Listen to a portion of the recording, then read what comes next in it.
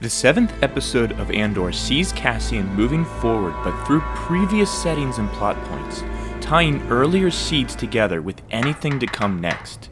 And many of the musical cues and moments helped to serve this strategy as well, to the point that I'm actually able to start speculating on specific plot points for what we can expect for the rest of the season, just by listening to the music.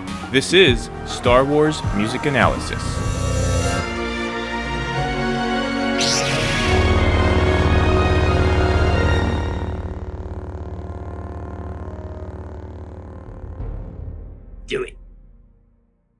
The opening title music is softer and more hesitant this time, foreshadowing a calmer, lower energy episode from episode 6. This ominous and dissonant drone also indicates that this will be a darker and more depressing storyline. This is the most intrusive sound that we've heard so far in these opening title sequences, and it tells me right away that the victory at the end of the last episode is going to be short-lived as the Empire closes its fist around the galaxy further. Low music plays under the Security Bureau scene, almost unnoticeable at first, but it's still outlining the chords from the ISB theme. At least on the system that I was listening on, this actually was distractingly soft to the point where I had to listen closely to even know whether I was hearing music or not. No one steals from the Empire. The use of any local custom. But as it's revealed that the person speaking is Colonel Wolf Yularen, the music increases a bit, increasing the severity. And the implications of what he's proposing will come to the forefront at the end of this episode, legitimizing the slowly growing foreshadowing support that the music is giving to his speech. The public order resentencing directive later today. As Mon Mothma leaves, we hear this music cue that we've been getting with her numerous times as well. It's gone under the radar with me thus far because there's no noticeable melody or theme with this cue that I was drawn to. But viewer Luke Togney turned my attention toward this cue in my episode 4 breakdown, and I've been listening for it ever since, and it does seem to always appear when we see Mothma, so it seems fair at this point to attribute it to her. It's a surprisingly dark theme for such a good-willed character, but it does a great job of reflecting her seriousness and the inevitable pain she endures for her cause. As Claire takes a stroll through Coruscant, the music comes into the foreground for the first time in this episode, which immediately drew our attention to it, and we were rewarded when we get a potential new theme. I've been theorizing that every 3 episodes, as a new story arc begins and character roles change or evolve, a new melodic theme would arise as well, and this could be it.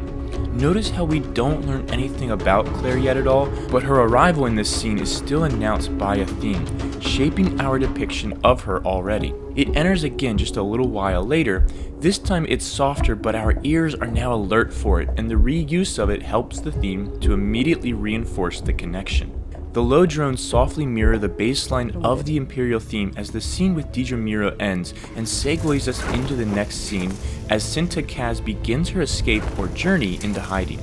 We're not really sure which just yet. Even before we see what she's reacting to, our senses tell us that we should be on alert. And then the brass enters and the theme is on full display. This is the biggest and most aggressive version of the Imperial theme yet as the brass enter, and it serves to show the level of force and severity that the Empire is impressing upon Aldhani, and the situation of the fallout from the heist in Episode 6. Now, for me as a brass player, the virtual instruments being used here were a disappointment. This was clearly a sequenced sound, meaning that it wasn't live performers, and it juxtaposed with the Williams sounds too much, while clearly trying to pay homage to the big brass cues that Williams often uses for the Empire. It mostly bothered me because it harked back to so much of what was wrong with the Kenobi score. And sure, I'm probably one of 5 people in the entire world that noticed this or was bothered by it, but it still is always a letdown to see Star Wars music be cheapened and taken away from the greatness that it was through the vision of Lucas to embody the grand orchestral scores of romantic composers. Digital instruments will always undercut this approach, no matter how well done.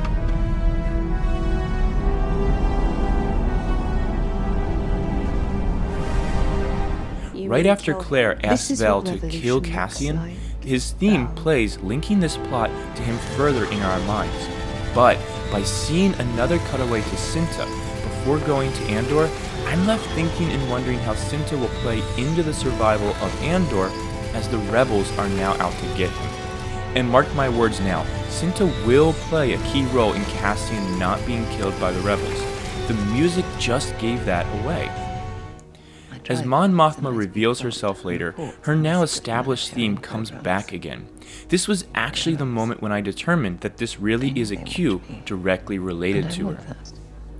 My favorite moment from this episode was subtle, but was clearly an intentional reference on the part of Tony Gilroy to create more of an idea for the culture of Ferrix.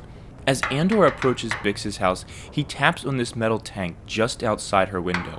It's a long, 2 shorts, and 2 more longs. Now, normally something like this would just be brushed aside as meaning nothing, but this continues to demonstrate how integral the idea of communication through rhythm and drumming is to the culture of Ferrix.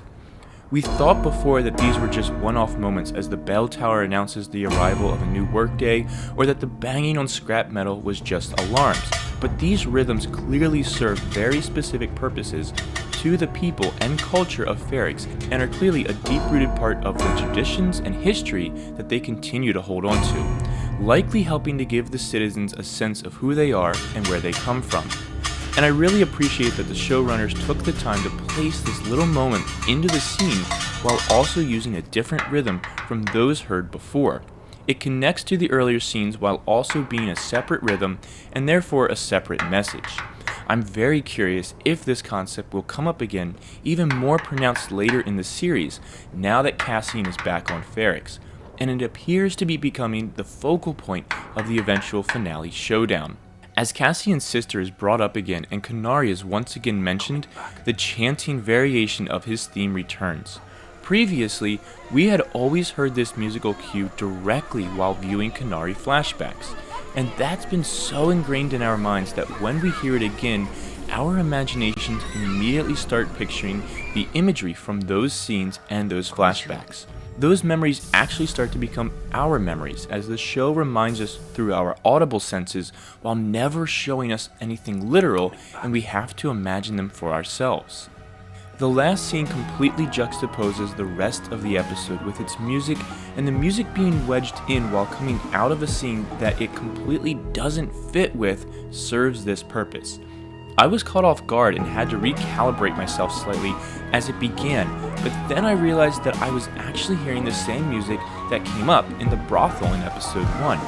This time it doesn't appear to be diegetic music just yet, but because it links to the brothel, we can immediately imagine that this world is a little more relaxed and probably crime heavy.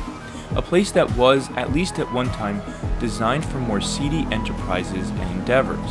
I imagine some of these buildings may even be casinos. Different EDM music comes in moments later as Andor is out for his stroll. The music continues well into his arrest, but the fun beat becomes one of anxiety instead by the end. Bertel has always been great at these electronic dance cues, and it got me thinking I would love for him to create an album of Star Wars club music. Something that would complement the ragtime jazz stylings that Williams added before.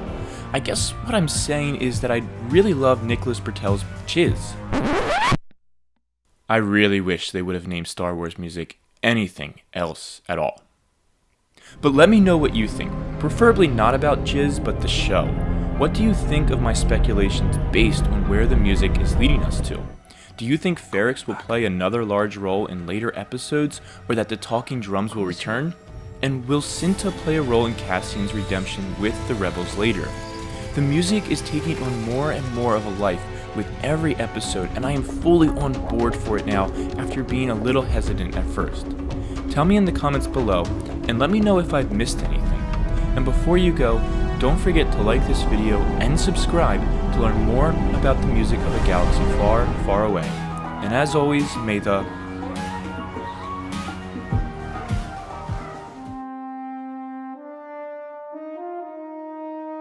be with you.